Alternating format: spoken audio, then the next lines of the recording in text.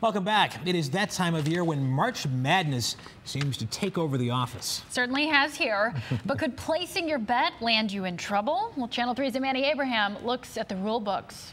Jenkins gives it to Jenkins for the championship. Millions of Americans will do it. And if you're one of those placing some cash on your picks, then you might want to check out state rules on betting. It begins with filling out your bracket. If you're competitive, you may be joining an office pool with friends or co-workers.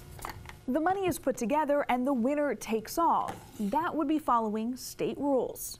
The Ohio Attorney General's office says that, quote, if 100% of the money pooled together is paid out to the winner, the pool is a pool not conducted for profit, as defined in the Ohio Revised Code. The Ohio Casino Control Commission says if it's anything other than that, it could fall outside of the state's gambling laws. So what is the future of sports betting in the state? Here's what we know. The Supreme Court issued a decision last year that removed a 1992 federal law banning sports betting in most states. So states now get to decide whether they legalize it. In Ohio, legislation was recently introduced that would permit sports betting here. It's labeled Senate Bill 111. It would give the Ohio Casino Control Commission oversight on sports betting at Ohio's 4 casinos, 7 racinos, as well as through mobile and digital platforms.